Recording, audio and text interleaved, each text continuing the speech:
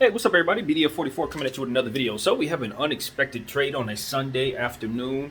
The Clippers did something that I'm not really sure about. Memphis Grizzlies did something I'm not really sure about, to be honest with you.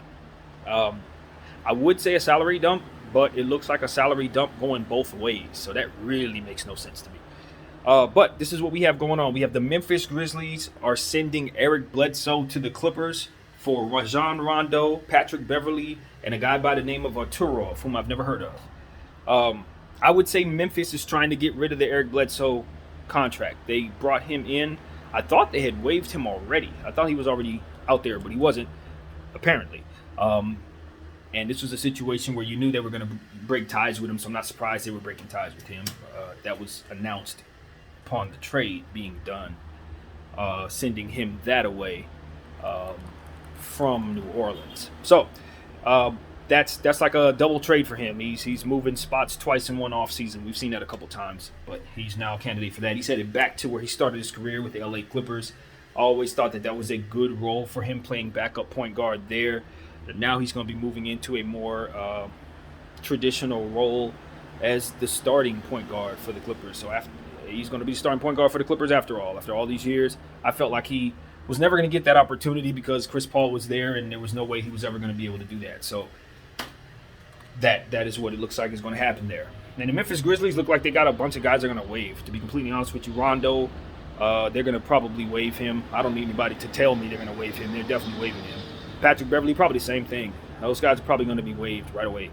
I don't know who the Arturo dude is, so I couldn't tell you. I guess he's a young prospect of some sort. But I don't expect either one of these guys to be Memphis Grizzlies at all. These are very, very productive point guards who are going to try to find themselves to winning situations rather quickly. Neither one of these dudes are going to be playing behind Ja Morant this season. I can almost promise you that. They ain't happening. The only way that happens is if they have intentions of trading those guys during before the trade deadline. And if they don't trade them by the trade deadline, then they'll waive them at that point. One of the contenders will pick them up then. But I can guarantee you, Rondo Beverly will not be playing too much Memphis basketball, if any at all. You can bank on that. And so this brings me to my Laker mindset. Of course, I'm saying bring Rondo back. Just bring him back. I don't want to ask no questions. I don't want to hear nothing. There should be no team that Rondo plays for other than the Los Angeles Lakers this season. Nothing to talk about. I don't care. Nothing.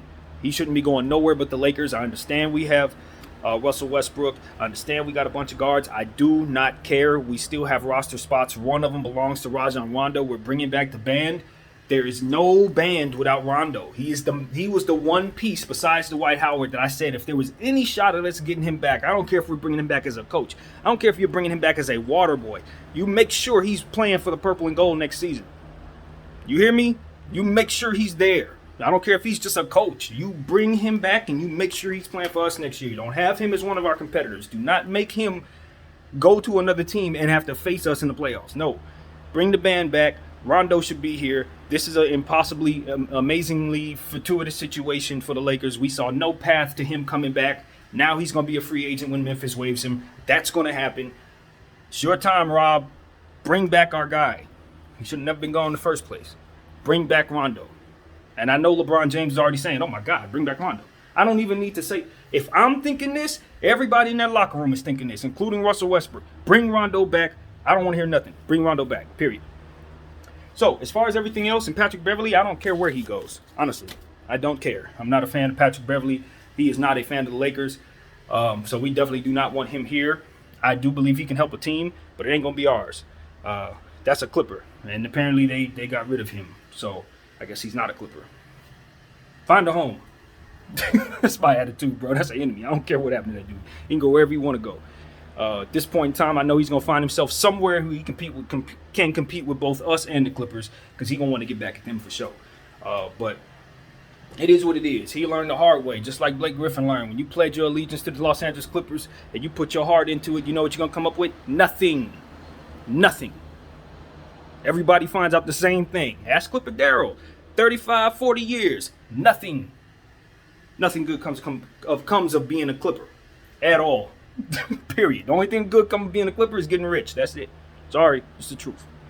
So, with that being said, congratulations to both of these franchises on pulling off something that I'm not really sure exactly what you guys are doing, but it does appear that you guys are trying to maneuver the cap somehow. I'll tell you this, I expect the Memphis Grizzlies, with all of this that they're doing, to be players for some type of trade of some sort.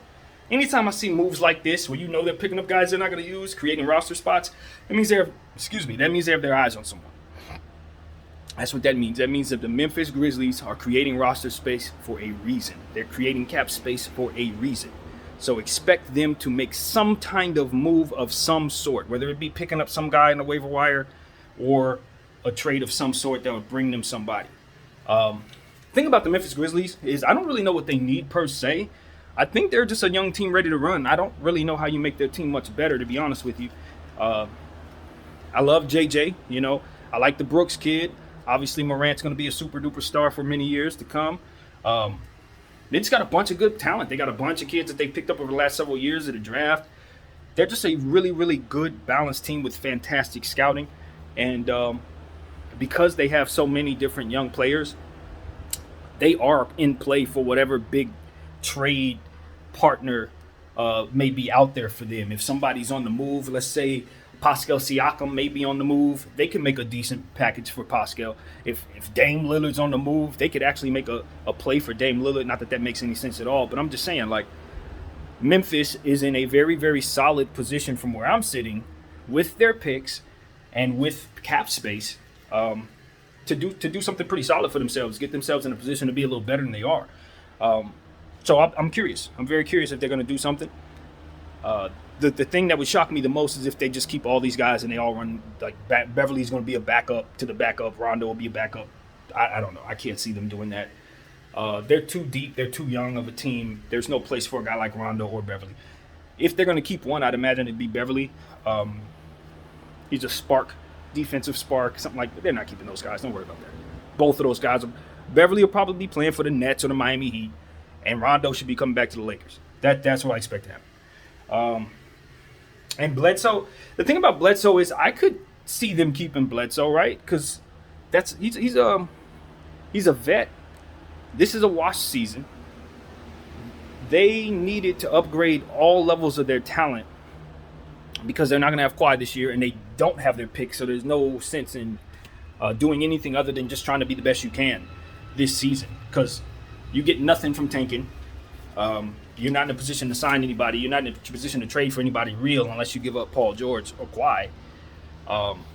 So what you're doing is just basically, as they say, taking 4 quarters and turning it into $1. That's essentially what I think the Clippers did. They took Rondo, Beverly, and Arturo, 3 prospects who are older guys, probably need to be on contenders, and they turned them into a guy like Eric Bledsoe, who's ready to contribute to a decent basketball team. I'm not a big fan of Eric Bledsoe, what he brings to the table at this stage in his career. I prefer him as a backup shooting guard, point guard combination. I don't want him starting unless he's starting at the 2 guard, but not as my starting point guard. I would go as far as to say, unless the Clippers have something on their roster that I'm not aware of, and that's very possible as far as like facilitators and things of that nature, unless they have picked up a guy in this draft that can be their starting point guard and specializes in getting the ball to other people, they just traded away the one player on their team that could do that, and they've always had that as a problem. So that's one thing I'm looking at. The Clippers bringing in Eric Bledsoe, they took some steps back in their ball movement and their facilitating. Eric Bledsoe can get some assists. He's an assist guy to a degree. He'll get 6, 5, 6, 7, 8, depending on his minutes. But he's not a facilitator. He's not necessarily the guy you want running your offense. He's not the guy you're hoping that'll make Kawhi Leonard and Paul George look better when they're out there together. Rondo did that for you. Bledsoe will not. Now, I don't know if you expect Rondo to do as much of that this season if you're the Clippers. But the thing about it is you need to make sure that you have that on your roster. And it's one of the problems the Clippers have always had. Historically, since I've been watching basketball, they've always had a problem with keeping what they need in terms of just one singular position. I know it's easy to say, the Clippers just suck, because I say that right now, like literally. But the reality is, the reason why the Clippers have sucked so bad is because they've always managed to not have one single position that they always need. When their teams are good, that is. When their teams suck, they suck. But what I'm saying is that the contending Clipper teams always miss something. The Blake Griffin contending teams didn't have a small forward. The Chris Paul contending teams, that's what I'm saying. No small forward. Going forward to Kawhi Leonard, no facilitator. Rondo gave them a facilitator for about 5 minutes, and they just traded him to Memphis for Eric Bledsoe. So now they're back again having no facilitator unless, again, somebody they've picked up in the draft that I don't know about. So Clippers are going to have to figure that out, man, or they're going to look worse for this trade. Simple as that. So I don't know what type of flexibility they can create. I think they call themselves making themselves better with this deal. Like I said, in theory they did, because I think Eric Bledsoe's a more productive player than, say, a Patrick Beverley or a Rondo right now. Put them together, maybe, depending on how you see your future, meaning if you feel like you have to waive these guys later on, which I think they probably would have, since I don't think they're going to be a winning team. Rondo and Beverley probably wouldn't be on the Clippers at the end of the season. Then you turn them in again to somebody that you can use for the whole season. Or someone that you can trade possibly. Eric Bledsoe, I'm sure, is tradable once again. So I don't think his value goes down as a Clipper. I think if anything, he plays it up. So this could work out. He may be a piece that they can try to attract a pick for or something. I don't know. You increase your chances of doing so by turning this into Eric Bledsoe, then keeping it as those three players. So I don't know. You're trying to make some sense out of what the Clippers are doing. That's the best I can do. Honestly, I have no idea what they're doing. It doesn't make any sense to me. But that's what it is. That's what I saw there. I'm glad I'm a Laker fan. Rondo should be coming home. That's all I gathered from all of this. Thank you all for watching. My name is BDF44, and I'm out.